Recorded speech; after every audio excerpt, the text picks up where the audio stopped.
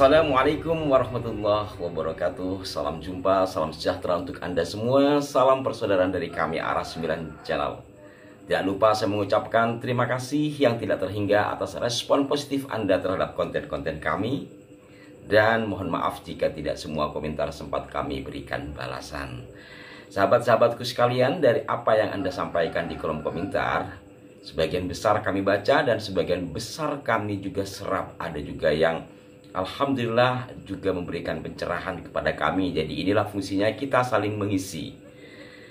Nah, pada kesempatan kali ini saudara-saudaraku sekalian, saya akan mengulas sesuatu yang sebenarnya tidak terlalu urgen ya, tetapi setelah saya pertimbangkan nampaknya baik juga untuk disampaikan. Ini terkait dengan pemahaman, tingkat pemahaman masing-masing orang akan sebuah informasi, yakni beredar video dari seseorang yang mencak-mencak mengatakan bahwa adanya informasi makam palsu itu hanya hoax.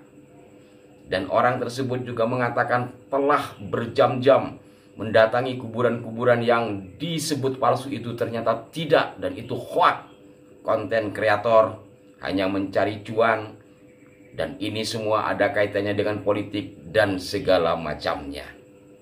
Ocehan-ocehan yang sebenarnya tidak ada muatan yang bisa diambil secara sisi positif. Namun, sekali lagi, karena tingkat pemahaman seseorang berbeda-beda, saya kemudian memutuskan untuk membahas hal ini. Kenapa? Karena kami juga adalah bagian dari orang yang selama ini menginformasikan adanya pemalsuan atau upaya pemalsuan atau pembelokan sejarah dari sejumlah makam tokoh. Dan video dari orang tersebut saya tidak akan tampilkan di sini, mungkin sebagian dari Anda sudah memahami. Pertama, kita coba lihat dari sisi istilah makam palsu. Kita ambil kata palsunya. Yang disebut palsu berarti tidak asli. Itu patokan awalnya dulu. Walaupun nanti peristilahannya macam-macam ketika menyebut sesuatu yang tidak asli itu. Umpamanya dalam karya-karya seni yang tidak asli, mengambil dari punya orang, biasanya disebut plagiat, plagiasi. Kalau dalam pusaka yang tidak asli, tidak sesuai pakem, terutama dalam sistem tempat lipatnya, biasanya disebut koden alias kodian. Jadi beli kodian gitu ya, karena tidak sesuai dengan patokan atau pakem pembuatan pusaka dan sebagainya lah ya.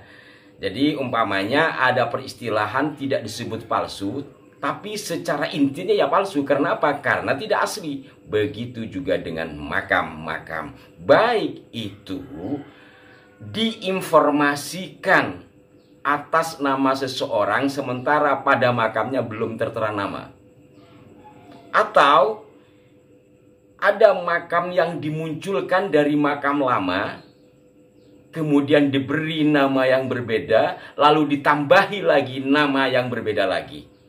Berarti kan sudah tidak asli dari sebelumnya. Ketika sudah tidak asli, secara letterlek bisa dikatakan itu palsu. Seperti KRT Subudiningrat, jelas makamnya di Jejeran. Berarti yang di Lemper Kidul apa namanya? Yang di Lemper Kidul apa namanya? Karena jelas semua data mengarah bahwa makam KRT Subudiningrat itu ada di Jejeran Pleret, Bantul, Jogja. Silakan. Apakah Anda sudah ke situ, Mas Bro? Nah, biar lebih mudah saya coba akan berikan contoh. Kalau KRT Subudiningrat sudah sangat umum, yang juga pernah kami bahas, yakni makam di Nitian.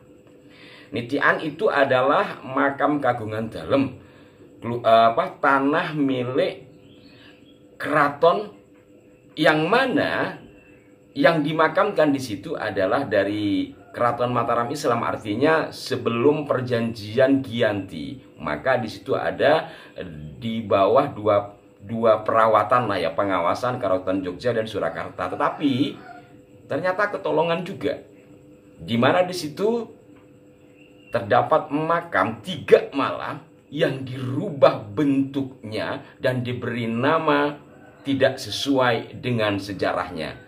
Untuk mengingat kembali saya akan putarkan ketika Raden Dibyo Laksmono, Raden Rashid, dan sejumlah kawan-kawan dari alap-alap Mataram melakukan investigasi ke lokasi. Kilasannya kita lihat berikut ini. Pak Nun Sewu badhe tanglet menawi sarean ingkang katelah Pangeran Besar Sultan Syarif Sayyid Abdurrahman iku Terus pundi Pak cariyosipun ingkang wonten sebatanipun Panatagama niku dugi ngantos dipun ewahi sekaranipun niku awal mulane terus pundi ceritanya nih.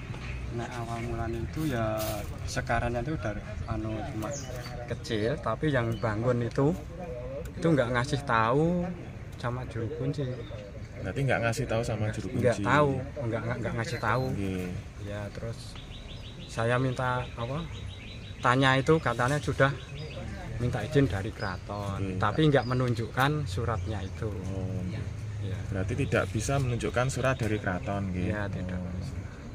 Oke, pun clear berarti ini memang telah merubah bentuk asli makam nggih. Iya. Sebelumnya bentuknya itu seperti itu nggih. Yang kecil itu Mas. Itu bentuk aslinya ini ya seperti bukan yang kecil yang putih. Nah, seperti ini. nggih aslinya ini nggih. Bentuk aslinya seperti ini dulu yang makam Ya. Sayyid Besar Panatagama itu. Ya, sekarang jadi seperti ini. Ini bukan bangunan Jawa ini.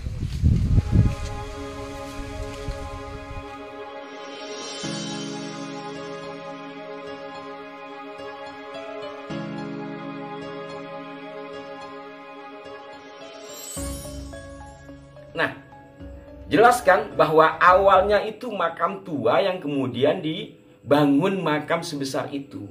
Lantas siapa pelakunya? Setidaknya kami telah mencoba memberikan gambaran-gambaran pelakunya dari pengakuan seseorang bermarga Alaidrus yang mengatakan bahwa makam itu adalah makam Ki Juru Mertani yang dikatakan berasal dari Tarim, kemudian bernama Abdurrahman. Dan tidak berhenti hanya di makam Nitian ini.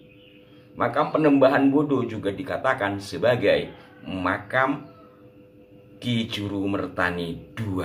Memang di makam Panembahan Bodo tidak dirubah, tidak ada perubahan sama sekali. Tetapi dia menginformasikan. Artinya makam Panembahan Bodo masih asli, tapi dia memberikan informasi palsu. Untuk yang dinitikan jelas itu dikatakan makam palsu. Maka Mas Bro tadi yang teriak-teriak itu apakah sudah pernah ke nitikan? Untuk lebih jelasnya saya akan kasih contoh satu lagi yang sempat menghangat, yakni Raden Ali Dipo Wongso yang dikatakan sebagai Habib Ali Dipo Wongso bin Yahya. Pertama itu ada dalam website. Kemudian dari website itu masih juga di web yang berkenaan dengan map atau pemetaan ya, alamat Google Map. Dan dari situ ada juga data yang saya temukan dari kanal YouTube yang mengatakan bahwa makam yang berada di sebuah perkampungan daerah Sugiwaras, Pekalongan, Jawa Tengah itu dikatakan makam Habib Ali Dipo Wongso. Ada yang menyebut bin Yahya dalam situs web, tetapi dalam kanal YouTube dikatakan bahwa yang dimakamkan di situ adalah Ali Dipo Wongso yang merupakan terah dari Pangeran Diponegoro. Sementara makam asli dari Ali Dipo Wongso itu tidak berada di situ, tetapi berada di tempat yang lain. Untuk lebih jelasnya saya akan putarkan kembali. Berikutnya kita buka di map, kita lacak maps.app.go. Kita pencet.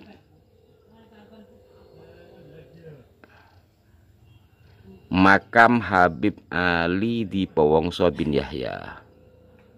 Ini yang merah ini berarti kan? Oh, keluar gambar seperti tadi. Sama gambarnya. Alamatnya sama.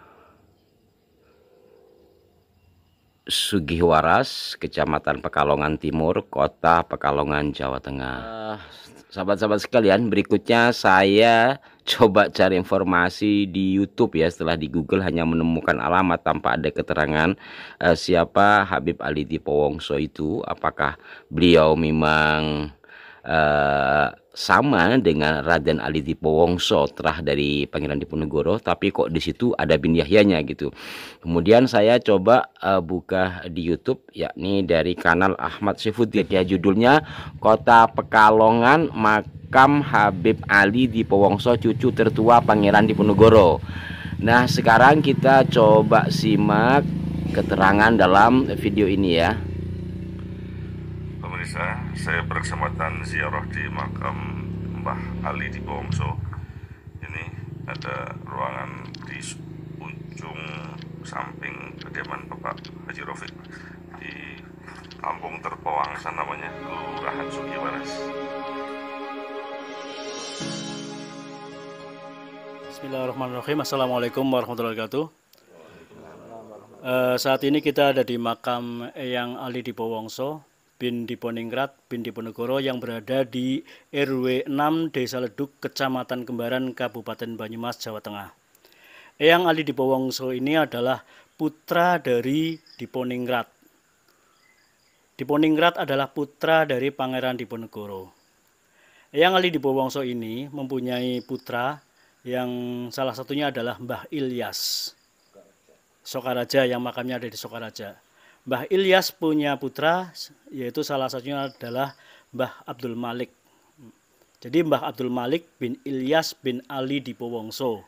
Ini makamnya Mbah Ali Dipowongso bersama Ibu Nyai Ali Dipowongso yang berada di Kedung Paruk, Grumbul Kedung Paruk, RW 6 Desa Leduk, Kecamatan Kembaran. Demikian. Assalamualaikum warahmatullahi wabarakatuh. Nah, setidaknya dari beberapa contoh yang saya sampaikan tadi, apakah masih akan mengatakan bahwa informasi adanya makam palsu itu hanya hoak, hanya demi kepentingan politik, wa ma asbaha dzalik? Janganlah saudaraku merancukan persoalan, karena semestinya kita mendorong saudara-saudara kita yang berusaha untuk meluruskan sejarah, baik itu sejarah Mataram Islam ataupun sejarah yang lain, termasuk juga tokoh-tokoh masa silam yang kuburannya dirombak, namanya ataupun informasinya. Kiranya cukup sejumlah contoh yang kami tayangkan tadi, belum lagi yang lain. Dan seseorang yang mengatakan bahwa ini hanya hoak, tolong dibantah kalau memang Anda punya data. Setidaknya saya kasih contoh 3 itu tadi ya. Makam KRT Subuningrat, makam Nitian, kemudian makam Ali Dipowongso. Hal ini saya sampaikan tiada maksud untuk berpolemik di media, lebih kepada berusaha untuk memberikan pelurusan atau penyeimbang dengan bukti-bukti yang kami miliki, dan dari sejumlah bukti itu sebagian saya turun langsung ke lapangan. Mohon maaf jika ada kekeliruan. Sekali lagi mohon masukan kepada Anda yang konstruktif. Sampai jumpa. Wassalamualaikum warahmatullahi wabarakatuh.